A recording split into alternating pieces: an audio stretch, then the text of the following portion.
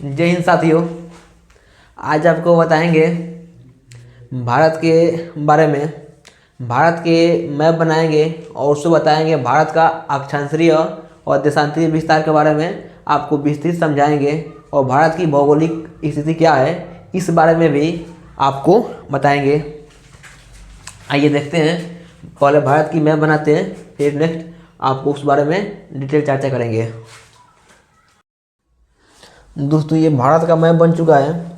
अब हम इसके बारे में चर्चा करेंगे। हम सबसे पहले चर्चा करेंगे भारत के अक्षांशीय और देशांतरीय विस्तार के बारे में।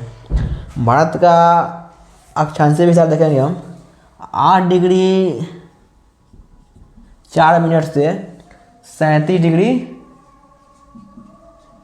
6 मिनट और भारत का देशांतरीय विस्तार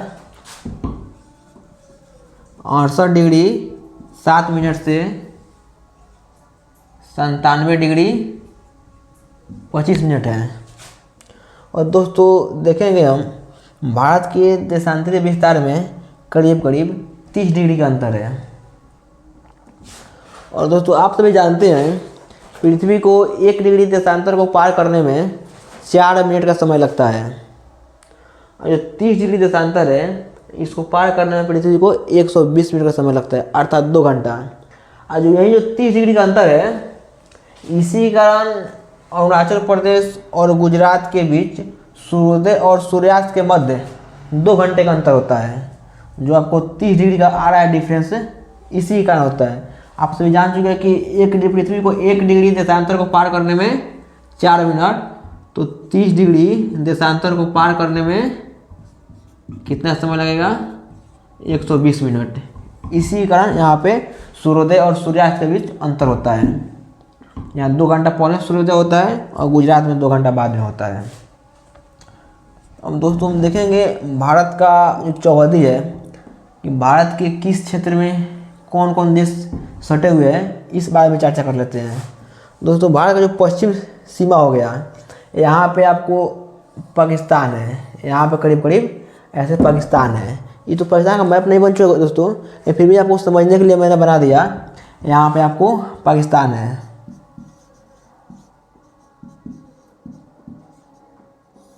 और भारत और पाकिस्तान की जो सीमा रेखा है इसे हम रेड क्लिफ लाइन बोलते हैं। क्या बोलते हैं? Red Cliff.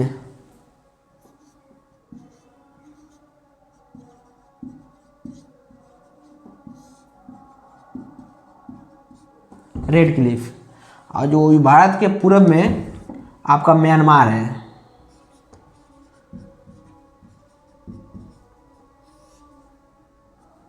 म्यांमार ये भी दोस्तों जो म्यांमार है ये भी आज़ादी से पूर्व 19 जो भारत शासन अधिनियम 1935 आया था उससे पहले ये भी भारत का अंग हुआ करता था। लेकिन जो भारत शासन अधिनियम 1935 आया उसके तहत म्यांमार को भारत से अलग कर दिया गया। और भारत के दक्षिण में देखेंगे तो यहाँ पे आपको नेपाल है दोस्तों। उत्तर में देखेंगे यहाँ पे नेपाल है। यहाँ पे ऐसे नेपाल है और यहाँ पे आपका भूटान है। ये जो दोस्तों आप देख रहे हैं नेपाल और भूटान का मध्य जो आप ये तो देख रहे हैं ये आपको सिक्किम स्टेट पड़ता है।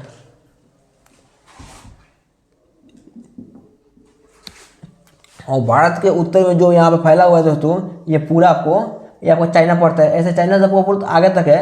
ये आपको समझने के लिए जो भी है आपको ऐसे लाइनिंग देखा आपको समझा देते रहे हैं। यहाँ से पूरा आपका ये आपका चाइना पड़ता है। और भारत और चीन के मध्य जो सीमा रेखा है इसे हम बोलते हैं मैकमोहन रेखा।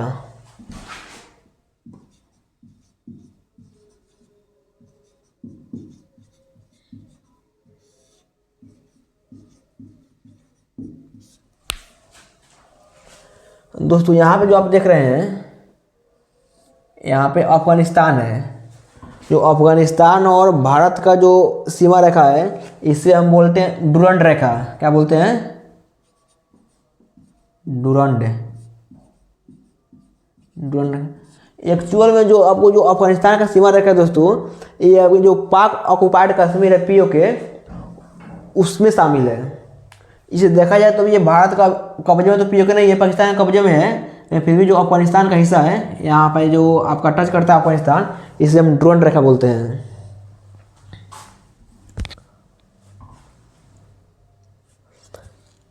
यहाँ पे दोस्तों ये आपका जो भी दिख रहे हैं ये आपका बंगाल है, बांग्लादेश है, सॉरी बांग्लादेश है। जो भारत आज़ाद हुआ था उस समय बांग्लादेश पूर्वी पाकिस्तान का हिस्सा हुआ करता था। ये जो आपका पश्चिमी पाकिस्तान दिख रहा है ये आपको उस समय पश्चिमी पाकिस्तान हुआ करता था और बांग्लादेश उस समय पूर्वी पाकिस्तान हुआ करता था। लेकिन जो 1971 में लड़ाई हुआ था पाकिस्तान से इंदिरा गांधी के समय, तो इंदिरा गांधी ने इसे मुक्त कराया था पाकिस्तान के कब्जे से और उस समय से ये बांग्लादेश बना था। ये पूरा दोस्तों देखेंगे पूरा ये बंगाल की खाड़ी है, ये अरबियन सी है और नीचे का पूरा इंडियन ओशियन है, हिंद महासागर है। हिंद महासागर जो आपको विश्व का तीसरा सबसे बड़ा महासागर है क्षेत्रफल के अनुसार। पहला महासागर विश्व का सबसे बड़ा महासागर प्रशांत महासागर है, दूसरा अटलांटिक महासागर और तीसरा हिंद महासागर है।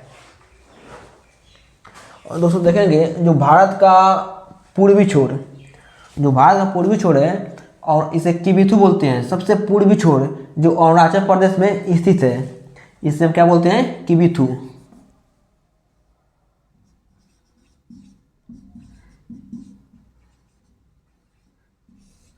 जो पश्चिमी बिंदु है गुजरात में स्थित है, इसे हम बोलते हैं गौड़ माता।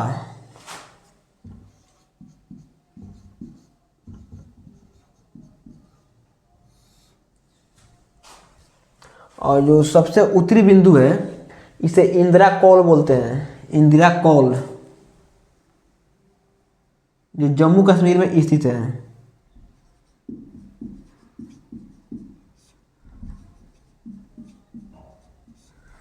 और जो सबसे दक्षिणतम बिंदु है जो आपको यहाँ पे बंगाल की खाड़ी में, वो अंडमान निकोबार द्वीप समूह है, इसमें स्थित है आपको सबसे दक्षिणतम बिंदु, इसे इंदिरा पॉइंट बोलते हैं।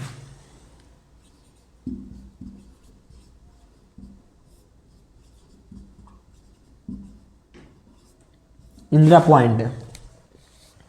और जो भारत का स्थलीय भूमि से सटा हुआ सबसे अंतिम छोर, सबसे दक्षिणतम अंतिम छोर, इसे हम क्या बोलते हैं, कन्याकुमारी, जो तमिलनाडु स्टेट में आता है। और जो दोस्तों देखेंगे जो श्रीलंका है ये भारत से अलग होता है, ये पाक जल संधि या मन्नार की खाड़ी द्वारा श्रीलंका भारत से अलग होता है। ये जो है इसे हम पाक जल संधि या मन्नार की खाड़ी बोलते हैं।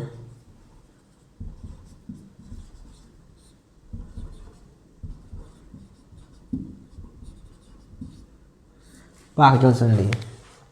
ये दोस्तों ये भारत का जो समुद्री तटरेखा है, समुद्री तटरेखा, इसकी लंबाई आपको 6100 किलोमीटर है।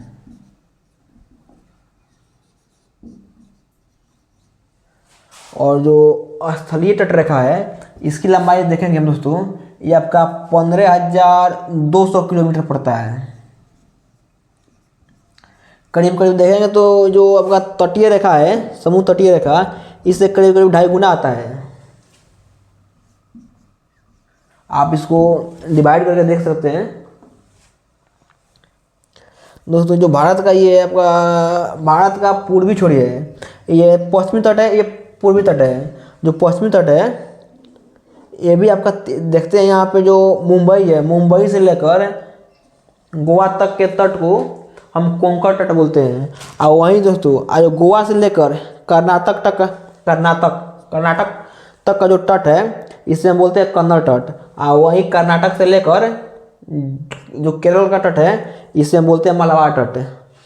इसी प्रकार से ये भी जो पूर्वी तट है ये भी आपको उत्तरी सरकार तट ऐसे ही बोलते हैं। जो आगे की नेक्स्ट क्लास से होगी उसमें विस्तृत से उस बारे में हम चर्चा करेंगे कि ये भी। यहाँ पे दोस्तों देखेंगे हम अरब सागर में आपको यहाँ पे लक्षद्वीप पड़ता है, लक्षद्वीप। और ये लक्षद्वीप ये आपका मिनिका हो गया और यहाँ पे मालदीव होता है, ऐसा ही कुछ होता है। तो मालदीव और मिनिकाय के बीच 8 डिग्री चैनल के द्वारा मालदीव मिनिकाय से अलग होता है, 8 डिग्री चैनल।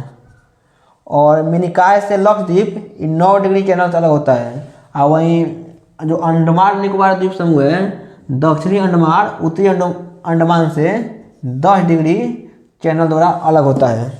अंडमान निकोबार द्वीप समूह की राजधानी आपका पोर्ट ब्लेयर है, लेकिन वर्तमान में भारत सरकार ने पोर्ट ब्लेयर का नाम बदलकर श्री विजयपुरम कर दिया है, जो आपके आने वाले परीक्षाओं के लिए बहुत उपयोगी है।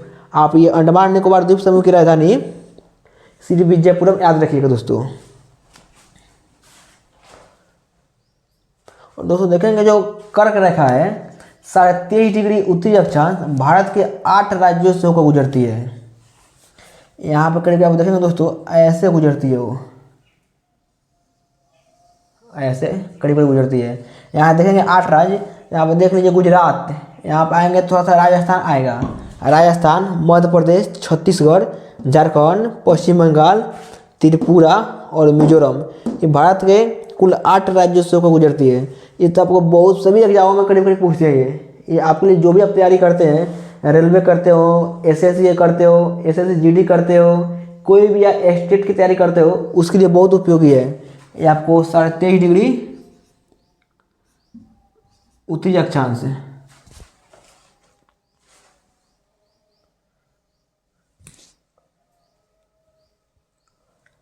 दोस्तों आज के लिए इतना ही, फिर आगे हम आएंगे और आपके लिए बहुत सारे वीडियो बनाएंगे और आपके लिए ज्ञानवर्धन करेंगे।